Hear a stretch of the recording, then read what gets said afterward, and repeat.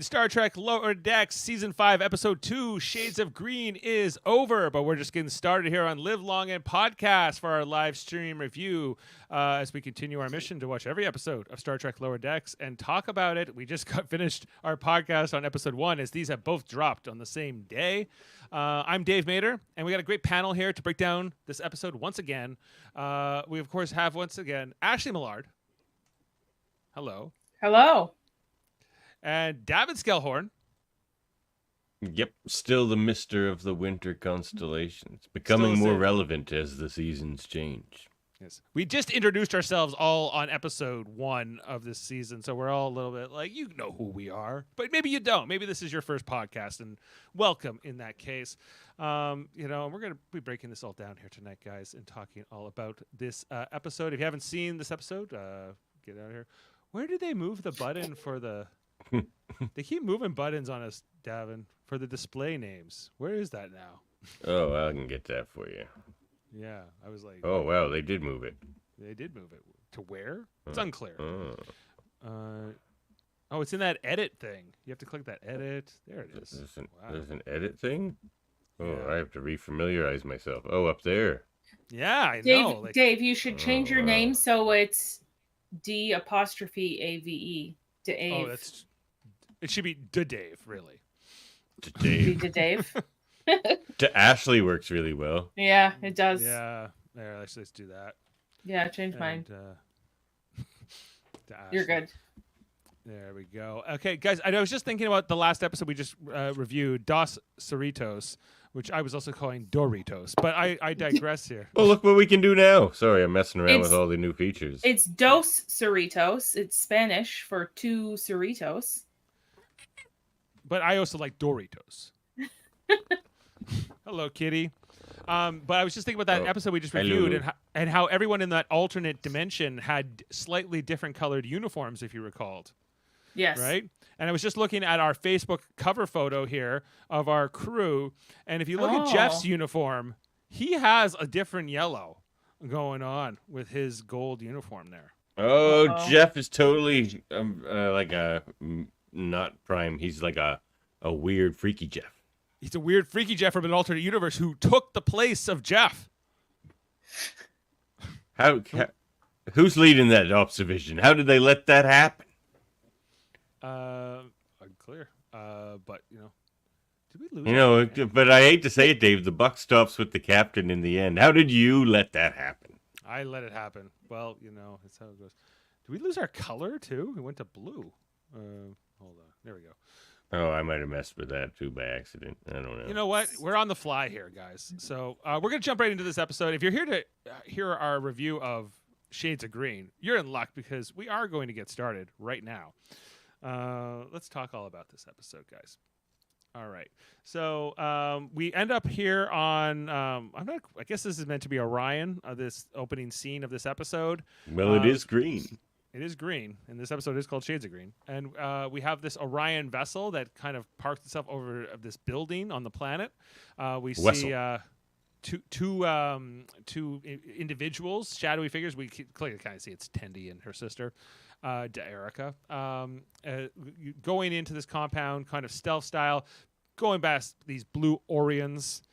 and trying to get to wherever they're going here. But then they are found out by this other Blue Orient who gets them sort of in the laser sights here. And just then they seem to be saved by a big hunk of food that comes out of nowhere and falls on them here, which then we see that this is actually not real. This is a simulation here between the sisters as they are planning their assault in this pirate war onto the others. And, and she's what do they call it? Slug rolls, I think they're referred to as in this episode. Yeah. We'll find out that Tendy's sister here is pregnant, and this is, I guess, the first hint at that. She's like, well, you ate all of these slug rolls or whatever, and she's like, I only ate 6. I don't know. But we see here that the sisters getting along, having a good time with each other, as they're planning their assault in this war. Come on. This is enough war planning for tonight. That's enough. That's enough battle strategies. Oh, come on. We're just going to pillage for a few more minutes. Okay. But then off to bed, the mother says here, even though Erica runs the family now. I guess she still defers to mom. We see her. I guess she's getting a little bit of a headache here, Erica. So Tandy tries to scan her with the tricorder. You have a doctor present, she says. I'm still disputing her status as a doctor.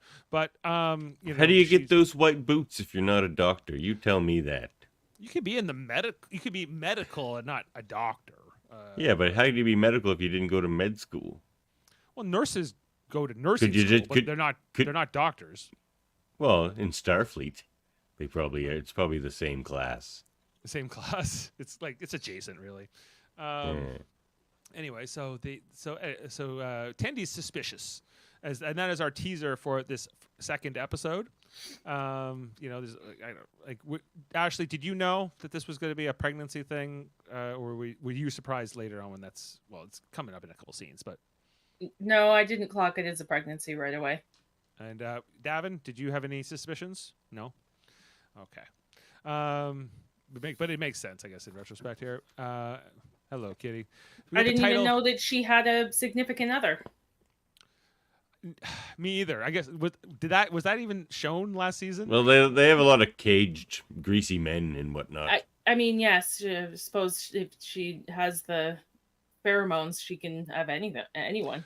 I think there's this guy at the end of this episode who I think is meant to be the father, or implied to be the father, but yeah, he doesn't say anything. Anyway, so we see the Cerritos is at a planet here. I'm trying to recall the name of the planet. They say it quite a bit, but it's a new member of the Federation who have just gotten rid of their economics and their capitalism. They have replicators. They're post scarcity now. Post scarcity, yes.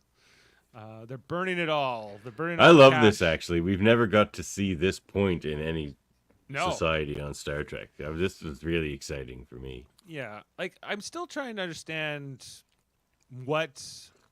how this works, because even though things like food, of course, are unlimited, and even maybe material, but there's only so many.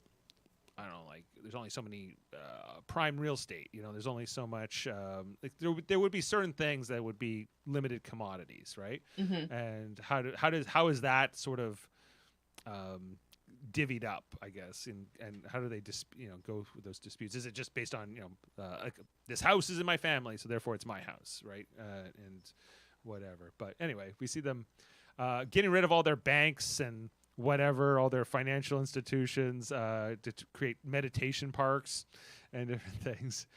Some of the rich folk aren't too excited about this. They think it's not great. But mostly most of the population's embracing it. No money, no problems. Is kind of pasted over here, and we see that Boimler is in charge of sort of this mission here to help bring some stuff down. They're getting rid of all their gold, I guess. They don't need it anymore. I love that because he just loves his alternate self so much that he has started to try and grow facial hair. Yes, he's got this little the mustache. First thing I noticed, the few hairs on the upper lip there. Yeah, exactly. Mary Nicole. That's a good point. A weird little mustache. A weird little mustache, according to here. And then we start seeing that Boimler has many bointers in this episode. We get the number 3 mentioned here. Boimler's bointer number 3. Lift with the legs, and your spine will be fine.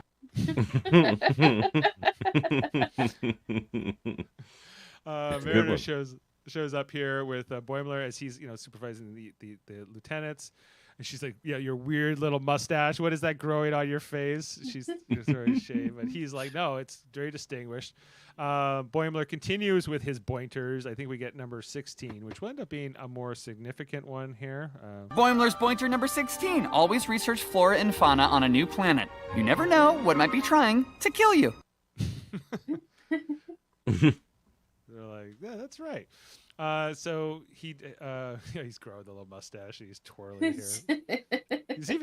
He naturally has purple hair. Is that what I'm led to believe here? Yeah. Too?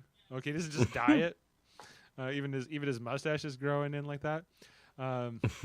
So he lets these like young ensigns sort of get the day off early here. With the Bointers, not pointers. But he says I could be the fun boss. Brad Boimler, fun boss. Yeah, I'll do it. I'm in. Brad Boimler, fun boss. I'm gonna do it. So. Because he read an autobiography. He read it, yeah. He's like, the other Boimler would be fun boss, I bet. Yeah, that makes sense.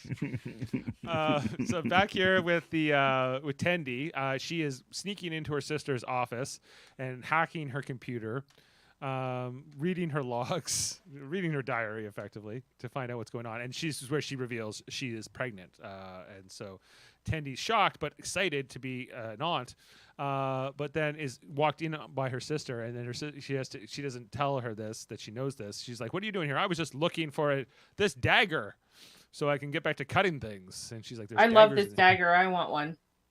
Me too. There's daggers in every room. She's like, what are you talking about?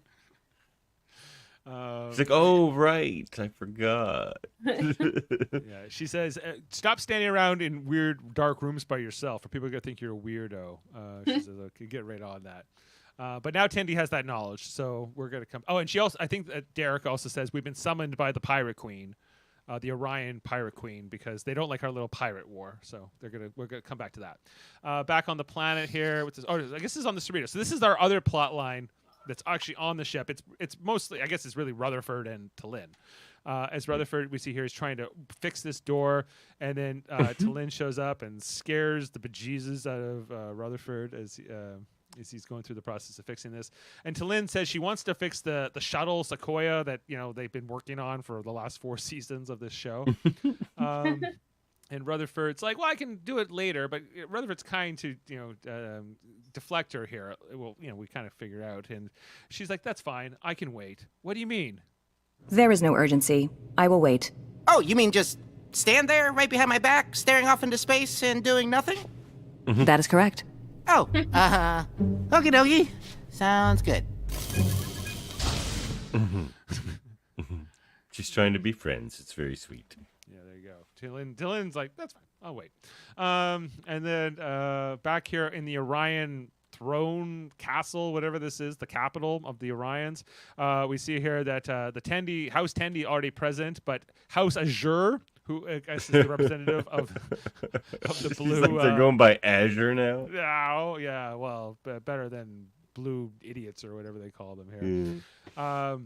I see the Orion Queen is present, and they're snickering at each other. The blue Orions do not like the green Orions, and she even says it's pronounced Orion. Here they used un-Orion tactics, and it's pronounced Orion. There you go.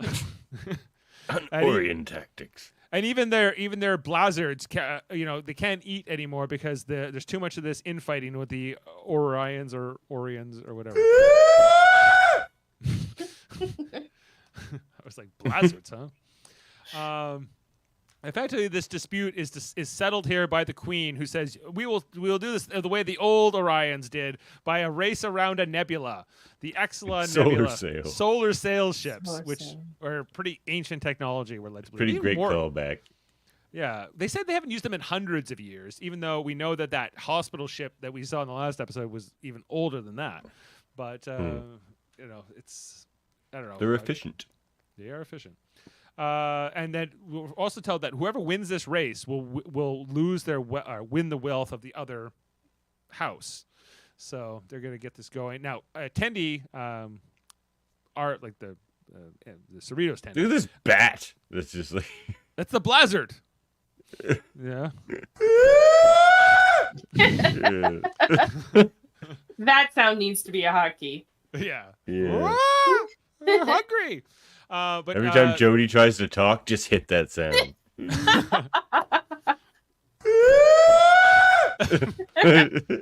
See how long before it annoys him. Oh, it won't be long. You should have been there day one. You should have been there day one. I got the soundboard. Yeah. Oh yeah.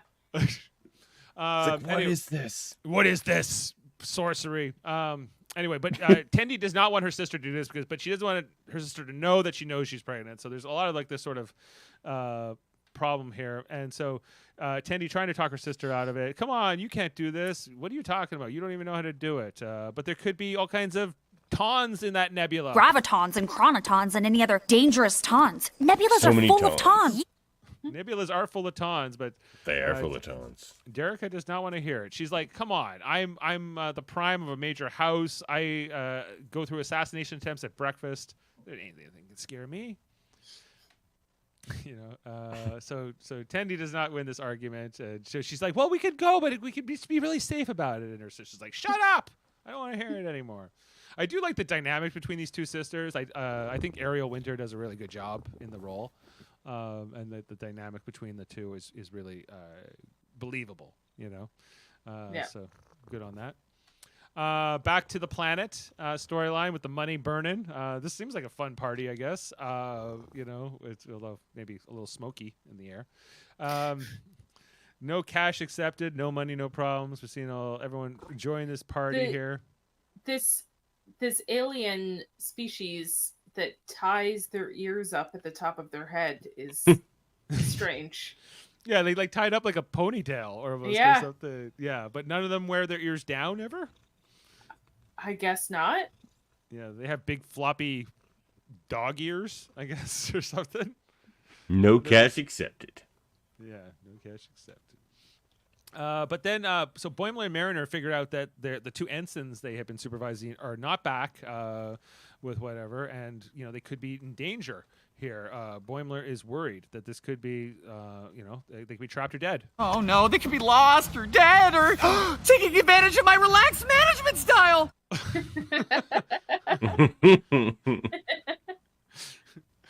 Yeah, so we got to figure out this. We see here,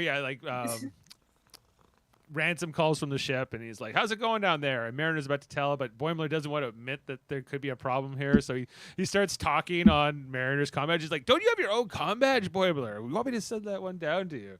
Yeah, but Ransom loved that they were sharing. At first he loved it. Yeah, at first he loves it. He's like, "I love that you're sharing a comm badge. That's great." I think Ransom is one of my favorite characters too. Ransom's awesome. Great. Yeah, Jerry O'Connell himself. Anyway, so they're keeping this, so Mariner's, okay, we'll go along with it for now, even though the Cerritos could have scanned for them in a second, but, she's going to go along and support him for the moment, but, we'll come back to that. So back to the Orion storyline. They're getting ready for this race, this pod race, if you will. Get out there. We see this, they got this. This is a sailboat race. This is yachting. I love these socks. I want a pair. Yeah, they're. Are they meant to be? Are they meant to be that dog that they glued the unicorn horn on? I think so. Yeah. It is what it looks like. Yeah, but Derica does not want to hear anything about it. They're getting ready for this race, and we see them yachting. They have to pull on the winches and all. Pull on the rigging. Yeah, the rigs. Here. They're real pirates now. They're actually sailing. That's true. Yeah. We see these sails are deployed. Very different designs in their sails, but it's kind of cool to see this kind of pop out. Some of the animation here looked really good. Mm-hmm. I thought as they were heading into this nebula, and more of Tendi's protest with her sister, trying to get her to be less risky. Tries to put a pillow behind her back. And tries to be the nurturing sister, but her sister's having none of it. Putting the blade in her mouth, and apparently this is normal for Orion culture. You know, we're pretty much told by the end of this episode, but Tendi doesn't seem to get that. She's just more concerned about the family and her sister. On the Cerritos, we get more of Rutherford. He sees that T'Lyn has just started working on the shuttle, which he's not thrilled about. You know, she's like, I just got into it. Oh, this is held together with spit and sweat, and you don't even know. She's like, I don't know what you're talking about, man, but okay. So like Rutherford kind of takes over here and deflects T'Lyn for a short time. Back on the planet here with Boimler and them. This was a funny moment where the aliens are all standing in line, and they're like, why are we standing in line? Everything's free now. It's like, yay! They're just running. It's great. But were they standing in line to pay, or were they standing in line just to get in the door? It was just, to pay, I guess, because they all ran through the door pretty quick. That's true. Oh yeah, and then we find out that Mariner may have shotgunned some beers with the museum curator or something. Not really important, but she does bring that up here. As they see that their young ensigns are being kidnapped by a couple of people here, a couple of gem-encrusted militants, taking them away here. And so Boimler doesn't know what to do. Mariner says, we have to call ransom now. And they do. He's like, do you want me to send you your own comm badge, Boimler? But we find out that not everyone is happy about the end of capitalism on this planet, that some of the rich folk have started up elitist terrorist cells to try to and have been kidnapping people across the continent. And so there's no backup coming from the Cerritos because they're dealing with a lot of this kind of simultaneously. So Boimler and Mariner have to kind of try to rescue those two on their own. So they say, okay, I'm going to commandeer your vehicle here, ma'am. It's official business. She's like, whatever, I'll replicate another one. There's no money anymore. It was a good attitude. Anyway, but he's sitting on it backwards. So he's like, damn it. We saw this in the trailers, so I was kind of over the joke. But they're off to try to chase down their comrades. And then what else? Back to the sail race. Some of these asteroids, I don't know if I liked the way they looked or not, but they were very different looking, like in terms of how this was animated, and definitely stood out. So they're kind of going around here, doing the thing. Tendi trying to give her butt juice, I believe, full of vitamins, but Derica does not want it. And oh yeah, we see that even though that these solar sail ships don't have weapons, it doesn't stop a guy from just hanging out the window and shooting you with a disruptor harpoon rifle, which is what they're doing. So Derica wants to go fight them. And take them on, which she's probably quite capable of doing. But this is where Tendi stages her cutiny against her sister. She's like, "Come on, we need to stop. She's out of control, but she seems to be doing a good job, and whatever. Why should we do this?" And finally, Tendi has to turn on the pull rank here. I am the goddamn mistress of the winter constellations, and you'll do as I say. Yes, mistress. Yes, mistress. So that's. Get this going here as she's like, this will not be your kind of thing. It's, Are you proposing a mutiny? Yes, but a gentle, supportive mutiny. A cutiny. It's a cute. And so she eventually takes her sister down. She's like, you're working with the Blues, aren't you? But they put her in restraints. And they say, it's a cutiny, A cutiny. But they haven't. Mutiny or not is what Derica's demand is here. As they're off to here, not to fire back at the Blue Orions who are firing at them. And then back on the planet here with Boimler, they chase down, I guess, the ensigns who have been brought to this mansion. So they're hiding in the bushes, seeing here that they've been brought in. And that these rich folk are using their automated drones, robots as like security forces here. This is a gardener's arrest. Hands up, or I'll prune you. I thought some of the jokes with the robot were funny. Filthy, must clean. I am programmed to mow, not kill. but I am programmed to mow, not kill. I cannot predict what my jumble of commands may cause me to do. I am in distress. Like, I have failed as a guard and a gardener. Maybe they need fertilizer. There was a couple good ones in this one with that robot. Anyway, so back with the sail ship here. They are back in the race. They are coming along here, but the Blue Orions are cheating, firing more at them. And finally, I think Derica gets out of her restraints. I don't know. Does she just break out of them? Anyway, and then so she's gonna hop out of the ship here. She puts a space helmet on to try to pop out there and take them on. And Tendy's behind her, but then Tendy finally has to admit before she's about to go, I know you're pregnant, and she has to admit that she read her logs, which are private. But just then this harpoon comes through the green Orion ship's sail, kind of compromising it here. They're kind of losing their altitude. I don't know. They're gonna crash onto an asteroid, is what happens. And they have to brace for impact. And basically, they brace for impact, but they're basically falling with a parachute, so it's like this slow crash. Right. They're slowly, because I guess there is gravity on the asteroid itself, right? So, but wouldn't be super strong. Anyway, so they're kind of out of the race. We'll come back to that. And then with the rich person hired the robot say, I don't know what I will do. Boimler's pretty relaxed about it, you know. It is possible to do everything right and still get your away team kidnapped by the corporate elite. Well, yeah, it happens. So they throw Boimler and Mariner in there, but then they go, they're dead. Oh no! My God, they're fucking dead! Oh, I forgot to water them. I have failed as a guard and a gardener. Always water your humans, people. Always. But don't overwater them because you can drown them. I forgot to water them. Yeah, so that was fair. Then we see that the Orion ship crashed on the asteroid. They seem to be out of the race, and they see that the Blue Orions are coming back their way, laughing at them. They got the booty, they got the prize. They're going to win the race and take the prize, thing here. And so this is about the whole thing with basically with Derica saying, you were lying to the whole crew about being pregnant. She's like, not really. I told everyone else. I didn't tell you.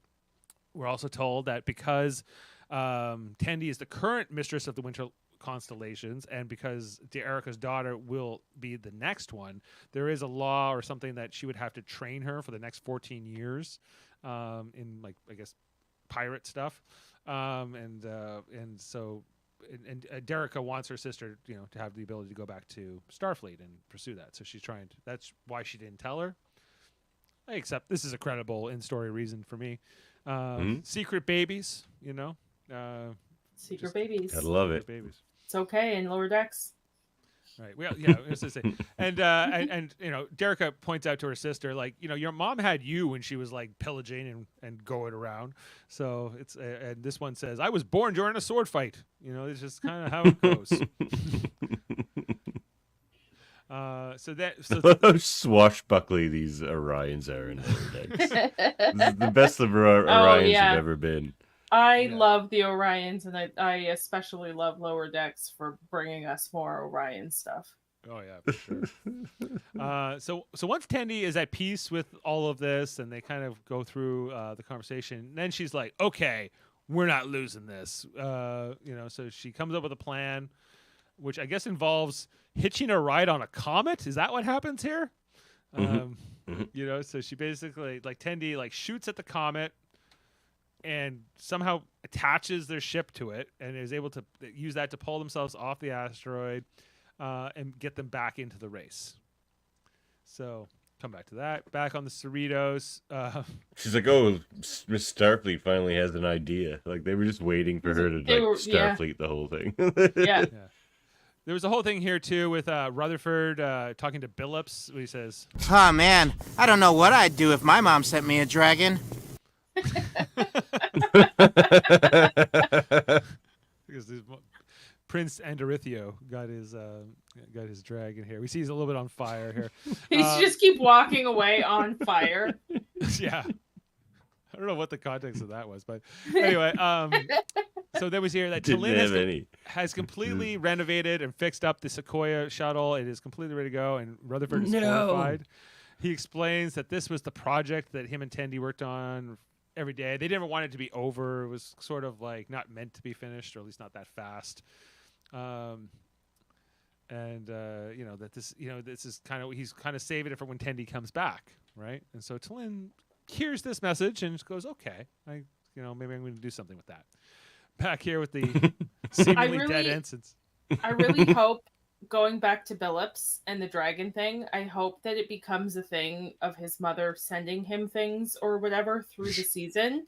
And that if we're getting a new show where some of these characters leave and other people take their spots, that Billups leaves, we finally get to see him lose his virginity and then go and take the throne in the last episode. Become like his alternate there. King Billups. Yeah, like King his Billups. mom keeps sending him stuff and he's like, I gotta go fulfill my duty. I gotta have sex with someone and become life. the king.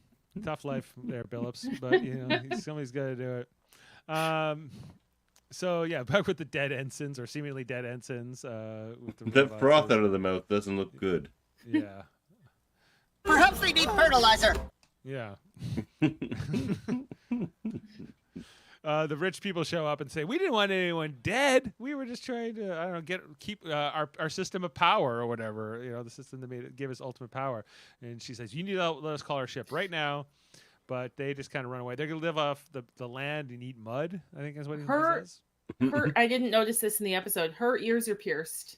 His aren't. Oh yeah, very cool.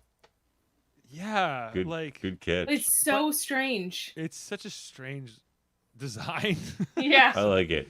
I do too. It's different. I want to see it. They sort of dress like in live Egyptians, action so. Trek. Yeah, where you, I gotta tie up my ears. Here we go. I imagine that would hurt. It'll make more sense than that species that has the thing that blocks their mouth. So like, how do they even eat? Yeah, that's a weird one. Why would you even have Yeah, that? you just anyway, cut that. The rich people run away, and the robot doesn't necessarily give them the comm badges. But then we see that the ensigns are not dead. They've come back to life based on one of those pointers. Pointer number 16. Know the flora and the fauna, everybody. The kitty agrees. As there was this bug that on this planet that makes you look like you died, but you're not. Simulates death. Well, good thing you had the pointer. The robot And access to that bug.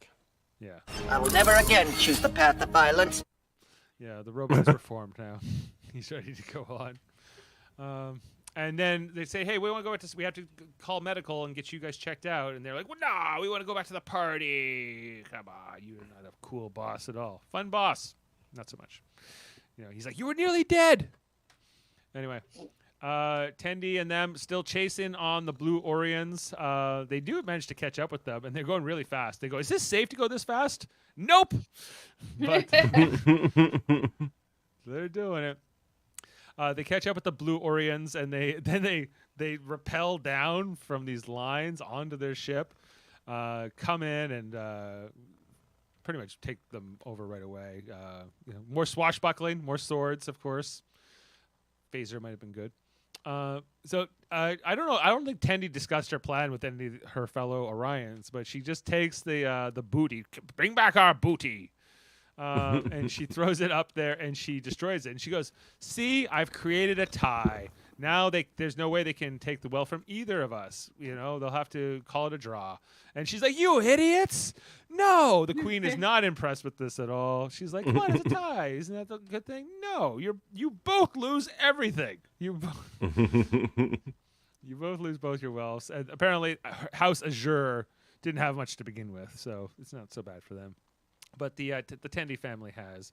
And so, I don't know. That's all she wrote. But we find out the Tendi family not so mad about it because they're a little happy not to be assassinated or attempted to have any assassinations against them for a little while, at least. Might be nice. So they're okay with this outcome. I guess this is the guy who's meant to be Erica's baby daddy. Nice cape. Yes. Yeah, so they're gonna figure this all out. They're gonna Tendi go back to Starfleet, and they have their little goodbye here. Trying to remember what she was saying here, but anyway, Here we got Rutherford fixing another door, and then all of a sudden Tendy's there. Tendy's now back. Nice reunion between them. I even got a little emotional for them. There was only 2 episodes they were separated, but when season 4 ended, we didn't really know how long this storyline with Tendy was going to go on. So Yeah. they wrapped it up somewhat quickly here, and she wants to go straight to the Sequoia shuttle because she's excited to work on that. And we find out here that Talin has been already quite at work at that here. I love how she's just like on the floor breaking pieces apart with her hands. Like smashing things. Whoa, what the heck happened here? Oh, Talin! What did you do? You destroyed the entire shuttle! Oh no, whatever shall we do? Hey, now we can rebuild the whole thing together! Aw, you destroyed the shuttle. It's a Vulcan rage room. Oh yeah, Vulcans could get quite dismantling here. Of course, now Boimler with his weird little mustache and Mariner here now is they're happy to see Tendy, and there's kind of a reunion here between all the crew as they're back together. The 5 lower deckers once again together, and then I hope we get a little bit more facial hair every episode. Me too. Just a couple, 2, 3 Think you'll strands keep it of hair. going? Yeah. Yeah. We also find out that because this planet that they've been on for the whole episode just got rid of all their money, they don't need their gold and jewels anymore. They're gonna throw it away, I guess. The gold would still have value. The gold is still like a good metal for being a conductor and things like that. Like maybe a jewel has no intrinsic value, but yeah, at least. But they can just replicate more gold. True. Good point. Gold is not something that's hard to replicate. So anyway, we see here that the Orion ship, and this is actually the design of the ship from that animated series episode that they'd never seen before. It looks very different than any other Orion or Orion ship. As we see here, as they have now become the money or the currency wealth disposal surface for the Federation. I love this whole thing. Wealth disposal for post-scarcity societies, which allows the House Tendy to rebuild their wealth fairly quickly here, and I guess maybe some of those blue Orions are going to get some of it too, as the diplomatic relations between Orion and the Federation might also be improved by this gesture, as they're getting everything going here and taking it all out. So anyway, that is that episode. Shades of Green. The crew are back together, and yeah, I think that's it. What else to say? There's no trivia yet. We mentioned that ship. It's from the animated series. That's your trivia for this episode. Okay, well let's get into the ratings. We were just here, weren't we? What would you like to give this one, Ashley? I'm gonna give it another 9.5. 9.5. Okay. Davan? I like this one better than the last one, so I'm gonna have to give it this one a 10. I think I loved all the post-scarcity stuff. Yeah, I like, and it was. You're right. There was a touching moment at the end there, Dave. It was a good step. I thought it was a good one. I think I did enjoy this episode more than the first episode, just because I think the story. I think that the 3 storylines worked really well. I think that they were weaving pretty good. It was giving something for all the characters to do. So I'm going up to 9 for this one. I think I enjoyed this just a little bit more than the previous one. So we're averaging a 9.5 here tonight. IMDb has this currently at 7.9, so it's gotten a little lower rating than the premiere with only 47 votes. Oh, these people don't understand the beauty of Lower Decks. Yeah, they really don't. I think that there's always like a certain segment of people who show up just to negatively vote, especially probably. And they vote first. Yeah, they vote first. Without even watching it. Yeah, they just hate the concept of the show. Yeah. I give that title an 8 or a 6. Yeah, Shades of Green. Yeah. What could this be? What? Little do you know, it's about the Blue Orions. Maybe you would like it if you're an old school Trek guy, or lady for that matter. Anyway, so that is episode 2. So you said the episode 3 is called "The Best Exotic Nanite Hotel." I'm excited for this one. Wesley Crusher and his nanites. And the preview image is interesting in itself. I want to bring this up just to have a look. We got Ransom in a bathing suit. I don't know. Like I'm not No, sure that's like that Picard robe, isn't it? Like yeah, the Picard. A little bit, yeah. And the short serve. I think they're what they were going for. Yeah, but I don't know. I'm intrigued. So we'll be back What a in 1 hunk. week. What a hunk. You sexy man. Shut up. I told you to say here. No, I need to go back to that one. Hey, I'm supposed to press the button, you sexy bastard. This is my universe, you steamy hunk. Ransoms, please! You steamy hunk. They Ransoms, should just go please. work out together. Yeah, they would have a good time. They go to Spot different each barbers, other. though. Yeah, so we'll be back in 1 week's time to break down that episode and talk all about it. Watch us here on Live Long and Podcast. Right now, we are also wrapping up season 1 of our rewatch of Star Trek: The Next Generation, which we're going to go on hiatus for TNG until we finish up this season of Lower Decks. But on Sunday, we will be talking about the season 1, episode 25, Conspiracy. I think I'm on with Davan and. Who else is on? Jody, I think, is on, and Kevin. And Kevin. Yeah, so we're gonna be breaking all that down Sunday. If you want to hear our thoughts about that, check that one out. On Mondays, we're always talking about the Orville with Jody Simpson. So go if you want to hear. I just love the episode we just recently did. It was really good. I would tune in. Season 2, it really gets good with that show. And what else, guys? Do we have any Science Division events coming up worth? Calling out today? Yeah, no set dates, but there's We're lots in of fun. talks. Yeah, we're in talks. All right. Enterprise themed Yes. talks. I think We we're have also in talks for- we have concepts of episodes. That's good. That's good. We have a plan to have a plan. We do have a plan to have a plan. That's a pointer right there. This Always have a plan to have a plan. we do have No. someone who is familiar with the flora and fauna of the area. Exactly. Well, That's good. what the science division is for. Well, Mhm. good. And we also have our operations division working on a new installment of Star Trek Radio Theater, which I think we'll probably be doing sometime in November. And I think we're also doing Generations in December. So look out for that. It's, Oh my. It's going to be fun. Generations. Yeah. All right. Oh well, my. without- That's Oh my. Kirk's death Oh scene. my. it is oh my. Am I playing Kirk in that? My Kirk must be acknowledged. Possibly. We haven't cast anything for that yet. So Dillweed. There's my best dillweed. All right. Well, and with that said, we'll sign off for tonight. Thank you to Davan and to Ashley for this back-to-back podcast extravaganza here on this Thursday night. I think we did it in pretty good time. We'll see if these lower run times on tonight's podcast increases viewership or not, or if it's the same. But with all that said, we'll leave you here with a pointer for another evening, number 16, and we'll see you next time here on Live Long and Podcast. Thank you very much. Pointer number 17. I always set a rendezvous point in case we get separated. Beam up some Star Trek content with Live Long and Podcast. Tune in to X-Rated, the X-Men animated review show. Artistic interviews with graphic histories. A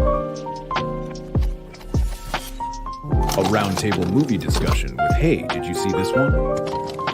And movie reviews with Hold Up, a movie podcast. And while you're at it, spin a few records with Eamon on Track.